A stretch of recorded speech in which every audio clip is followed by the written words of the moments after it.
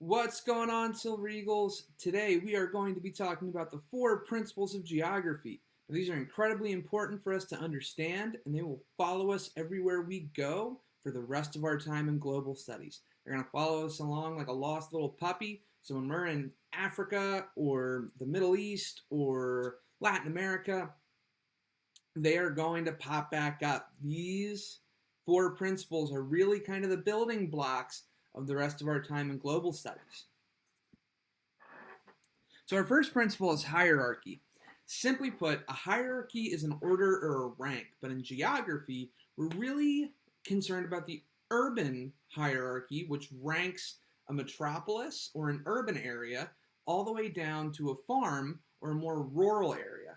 It also looks at how these areas, so an urban area and a rural area, how they're populated. So how do we get from a densely populated or incredibly or a tightly populated urban area down to a sparse or a loose or lightly populated rural area?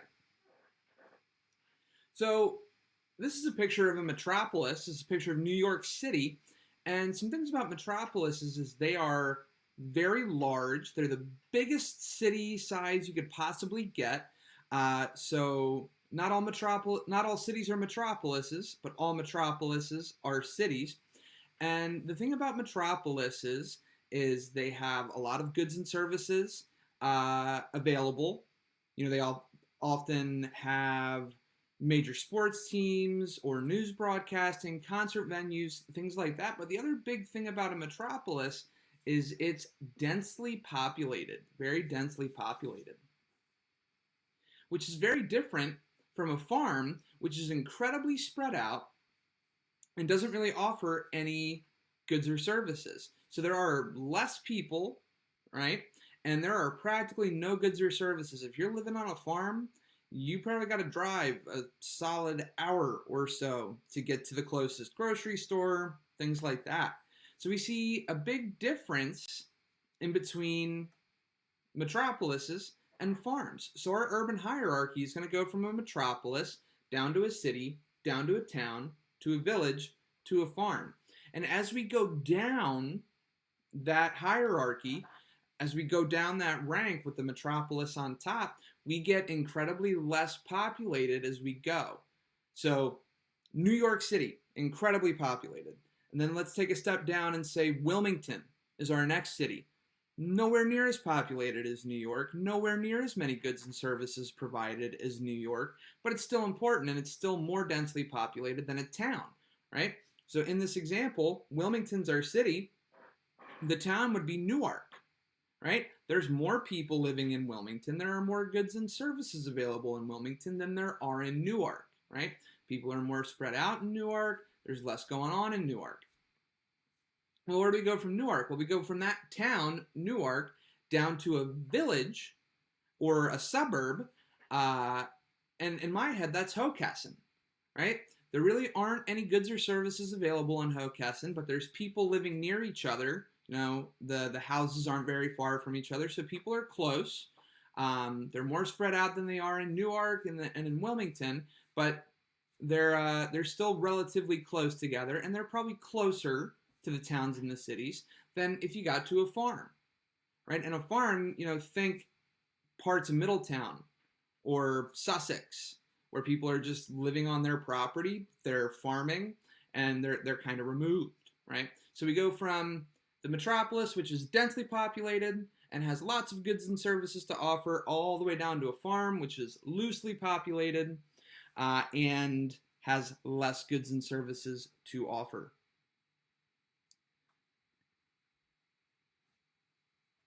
In my head, the big thing, why do we care about hierarchy? Why do we care about population density? Well, you want to know how many people are living in an area. And one of the things in my head, the way that I like to think about it, is if I were in a horror movie, where would I want to hide? Where would I want to be? Well, we should know that most horror movies happen in the woods, right? That's where Jason's going to get you, or Pennywise from It is going to get you. There's a reason Pennywise doesn't live in the sewers of New York, right? He's going to get found pretty quick. So he lives in a really small town in Maine where no one's going to find it. Sorry. Um, but the point here being, you have much higher chances of blending in if you're in a very densely populated place. That's why they don't make horror movies in New York City. I'm sure they've made a few, but for the most part, you get what I'm trying to say. Our next principle of geography is accessibility. And accessibility is all about how easy or difficult it is to get to an area. Is it easy? Is it difficult? What are the physical and man-made characteristics or features that allow a place to be accessible? Certain areas are going to naturally be accessible. Water sources like lakes, rivers, and oceans make a place very easy to get to. Likewise, rocky or mountainous regions make things a lot more difficult to get to as well, right? So you're not going to backpack up the Rocky Mountains to get to school, right? You're going to go somewhere where it's on flat ground and it's easy to get to. So nature, mostly by waterways and flat plains, has made a lot of places very accessible. But humans have found ways to increase the amount of accessibility that we have. So bridges, canals, roads, tunnels make places way more accessible than they used to be. Right? But if you think about it, in the early days of the United States, they didn't have roads, bridges, tunnels, so they had to build them, right? So if you notice, most of our major cities, Chicago, New York, Philly, Boston, they're all on water, right? So they had to rely on that natural accessibility. But now, places in the Midwest, where there really isn't a whole lot of water, or New Mexico or Arizona, more and more people are living there because we've made it accessible. Both types of accessibility are very important, and natural and man-made accessibility work together, right? And this isn't just isolated to the United States, it's everywhere. So in having natural accessibility and then in finding ways to increase that accessibility using roads and bridges, you make things a lot easier and more comfortable for people. Think about it. If you were going to come to school today, but you had to go through rocky terrain and there weren't roads made, you couldn't get there, right? So accessibility, very important. Our next principle is complementarity, and this is the exchange of goods, services, people, and ideas across the shortest possible distance. Now, what do I mean by that?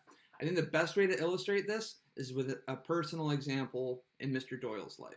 So Mr. Doyle loves Tim Hortons. If you don't know what Tim Hortons is, it's a coffee donut chain in Canada. I love it. If you're ever up north, go to a Tim Hortons. The donuts are to die for. The coffee is amazing. I love it. But here's the problem. Because it's based in Canada, there aren't very many in the United States. So this is a map, a thematic map, of Tim Hortons by Canadian provinces and states. So if you'll notice, Delaware doesn't have any. Pennsylvania's got a few, but they're in like the weird Pittsburgh parts. So the closest Tim Hortons for Mr. Doyle is like a 3-hour drive away minimum. Now, if I want coffee and donuts, I'm not driving 3 hours to go to Tim Hortons as much as I want to, and one day maybe I will. But I'm not going to do that, right? I am instead going to go to Wawa. I'll settle for Wawa.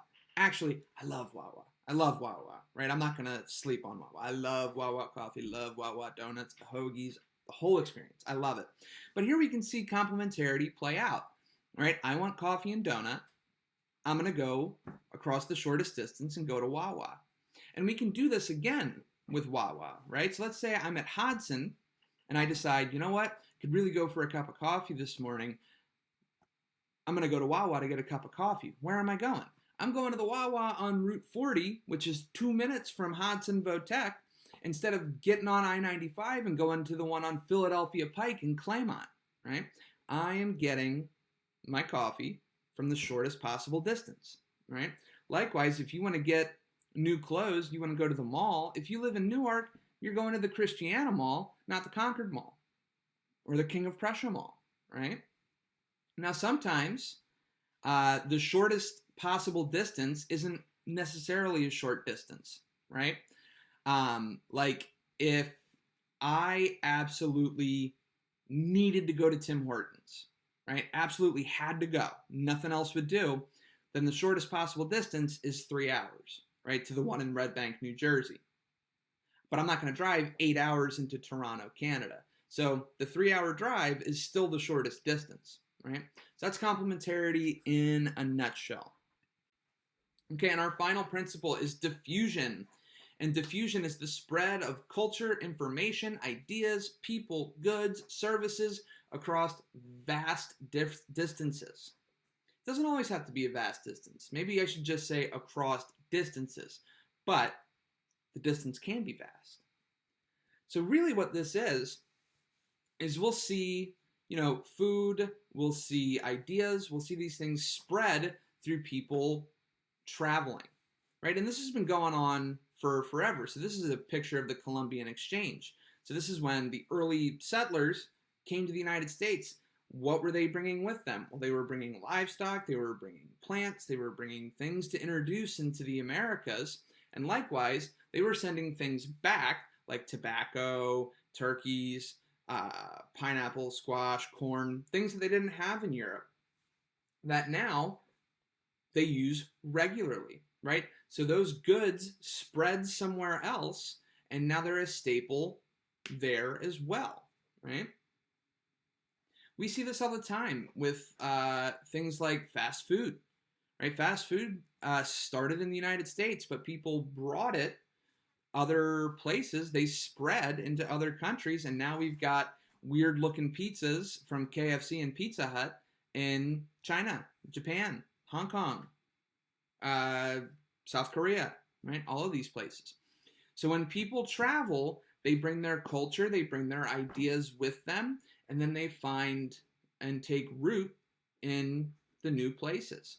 Another example of diffusion, absolutely 100%, COVID-19, right? This started in Wuhan, China, and because diseases can be spread, people traveled before we knew it was a really big deal, and people started getting sick. And so we see it spread. That's why we wear our masks when we're around other people, right? And then another great example is how the sport of baseball spread to Japan, right? America loves to call baseball, America's pastime. It's our big thing. But during World War II, we spent time in Japan, and we taught people in Japan how to play baseball for fun. And when we left, they kept playing it, right? So diffusion is all about that spread of culture, spread of information, ideas, goods. And so we see a lot of that. And really the main way we see diffusion happen is through travel and through sharing of cultures. It's all about brushing up against each other. So people have to travel in order for diffusion to happen. So those are our 4 principles of geography: hierarchy, accessibility, complementarity, and diffusion. Learn them, know them, tattoo them to your forehead, inside of your eyelids, so you never forget, because they are incredibly important. Incredibly important, all right? I'm Mr. Doyle. Those are your 4 principles.